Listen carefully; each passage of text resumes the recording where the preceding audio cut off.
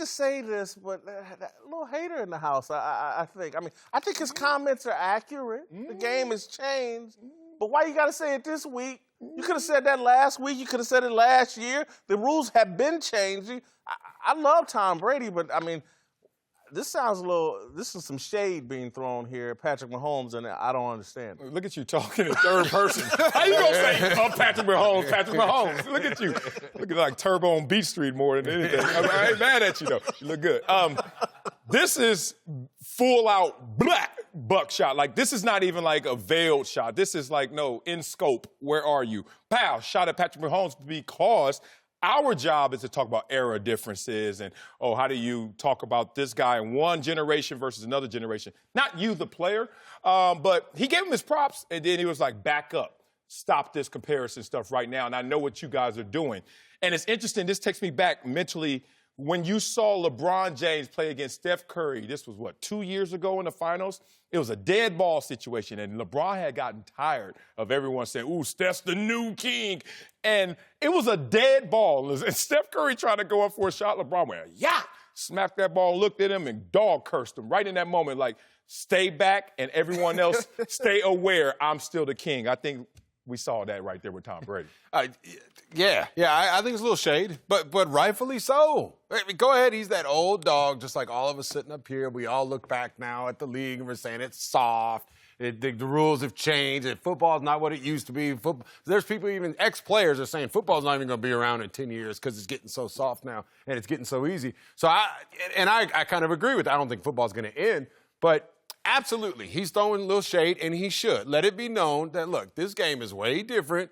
This is not what look at Michael Jordan when he talks about someone like Steph Curry. Steph Curry couldn't play in our day. That would never, ever happen. And it's true. It's different. Patrick Mahomes and Tyreek Hill going over the middle. Rodney Harris isn't there anymore. John Lynch is not there anymore. You're not getting blasted. It's a different game. It's a lot more comfortable. And you can make plays. You can come in football ready now, young guys. And I don't have a problem with it. I'm with you. I agree with all of you. I think he's throwing shade, but when you are constantly asked about someone who is thriving, who is becoming the next best thing, you get tired of answering those questions. And so, yes, am I going to show him some love? Yes, he's great. He's been able to do some great things. But then I'm going to throw some shots as well. But my only problem with it is it benefits Patrick Mahomes when his offense tailors around him. So for Tom Brady to say, the offenses are more college-driven now. Yeah, you tailor it to your quarterback situation. Just like Tom Brady, we don't see them running a lot of bootlegs and nakeds and getting him out the pocket. They tailor that offense in New England to Tom Brady. So don't be mad at what they doing out there. And I'm gonna give you one other little piece that I think is involved in here. There is some jealousy, and it's jealousy about Travis Kelce, Tyreek Hill, Sammy Watkins, Kareem Hunt, and Andy Reid. He's got every piece that Tom Brady's like, I don't have all them pieces. Gronk's hurt half the time. Julian Edelman's been suspended. We just signed Josh Gordon out of a rehab facility. He's like, and this guy has everything. And then the last thing is, I think, and again, it's a little shot at Patrick Mahomes, but I think it's more of a shot at all the rookie quarterbacks that are having instant success earlier on. He's saying, and again, that's what he's talking about, you can just come in, install the little college system they played in, and they can have success in this league. Yeah, it's amazing when you see from generation to generation, we all hold on to our highlights of our generation, whether it's in music. Our music is the best. And my parents said the same thing, and now these kids are saying the same thing. Our music was better back then. It's easy. Once again, you're proving my point, old man. But the thing is, this is the old baked potato. Remember, we had to wait 45 minutes for that baked potato, had to stab it, Reynolds wrap all on it. You waiting 2 days for a baked potato. Then these kids, like 5 minutes in the microwave. It doesn't taste the same, but guess what? It's like that, instantaneous success. And he's like, it's impressive, but let me tell you the grind I went through to get here. He may catch up in numbers, but don't put him on the same level. I think Brady's already taking a shot at that. I think Jon Gruden is a micromanager, and unless you're Brad Johnson and very limited and go out there and be a robot, I think it's hard to play for Jon Gruden. And, I got a little bit of a bias. He ran off Jeff George, a guy I grew up with out of Oakland, after the guy had a tremendous 29 TD, 9 interception year the year before. Jon Gruden's just very hard. He wants to control the quarterback, and I think Derek Carr's cracking under that pressure. I hear Rich Gannon disagreeing with you right now because he was just floating around there. He got some Jon Gruden in his life, and things changed drastically. That said, I look at Jon Gruden, and he's doing a proper assessment of his young quarterback. He's trying to make him unlearn some bad habits, and he's also trying to tell him what we've all heard. Try easy. Don't try hard. Try easy.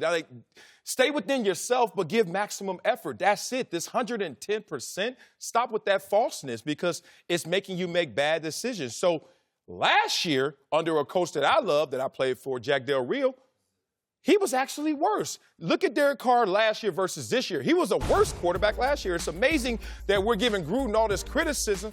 In reality, he's made him better in every category except the one he's trying to correct, which is the interceptions, which is coming from the intensity and try hard that's coming from Derek Carr. So all things considered, Derek Carr has to be happy he has a Jon Gruden in his life. Yeah, I don't blame Jon Gruden for his struggles. You put up last year's numbers, but that holds true for his career. His numbers this year are better than his entire career, with the exception of the game's easier. You can say that, but as far as productivity, you still got to produce, and his completion percentage is higher. I think the number one thing, the takeaway that I listen to when I hear that soundbite, Jon Gruden says we have to do a lot with the ball when we got it. Basically, our defense isn't stopping anybody, so it's all on us. This is what Jon Gruden does. Yeah. He focuses on one side of the ball, offense. You had Khalil Mack. You let him go. You focused. You talked and praised Derek Carr. This is the next best thing. I love this young quarterback. He's good. He's great. He's this. Now he's throwing too many picks because he knows the pressure is on me. I have to do it all. No, you know what? Jon Gruden is he's a polarizing guy. I mean, you take a poll, most people, either you like him or you don't like him. I think you don't like him for a reason. I've praised Jon early in the year. I've watched some of their games where I thought he made a difference. I think he's just particularly hard on a quarterback, like Larry Brown and point guards in the NBA. Larry Brown got the best out of them. I'm not sure if Jon Gruden always gets the best out of his quarterback. Well, in this day and age, with a guy like Derek Carr, and this is where we have to ask ourselves, how good do we think Derek Carr really is? I mean, is he a top 15 quarterback? Is he a top 20 quarterback? Where does he rank in your rankings in the NFL quarterbacks? He should be putting up better numbers. I agree. I think all these quarterbacks, if you're not putting up at least 250 yards a week, then something is wrong, especially in this day and age. That's the way I judge quarterbacks from here on out. Agreed. What we saw last night with Drew Brees, you see what he did, 250 yards in the first half. That's what a pro, that's what one of the all-time best can do. So I would expect these young quarterbacks in this 7-on-7 league that we have now to be able to put up better numbers. And Derek Carr, he's got to play better in this because otherwise they're paying him a lot of money right now. Yeah. And he's definitely not footing the bill for what they're paying him. And it's interesting, if you really want to be fully transparent, I think he's given us kind of like an understanding of the psychological makeup of Derek Carr. And it's interesting, if you look at him, he seems wound too tight. Now, what does that mean? That means in pressure moments, and I went to the Chargers game, and they were down on the goal line, and I'm like, whoa, they're about to score, and this place is about to erupt, and it's going to be a game. And Derek Carr just aimlessly ran around and just threw it into the breadbasket of Melvin Ingram. And next thing you know, he's running the other way. The point of that is, I think he's saying he's trying too hard. This has nothing to do with his talent. This has nothing to do with him doing the plays that I called. This has nothing to do with the X's and O's. This is about the I's and the U's. And it's crazy. One of our assessments as a defender, I remember getting a game plan that had Peyton Manning, and one page is always pros, one page is cons. And I was like, ain't going to be nothing on the con page. This Peyton Manning, he's amazing. It said, in tight situations, will give you the ball back. In tight situations, may break down. You're like, what? And then you saw that play out in playoff moments time and time again. Clayton Kershaw comes to mind. Amazing normally. Get him in those critical moments, World Series, whatever. You're like a little too tightly wound. I think this is the first step of Jon Gruden letting us know that. Who's winding him up, though? Who's tightening? Who's making him more tight?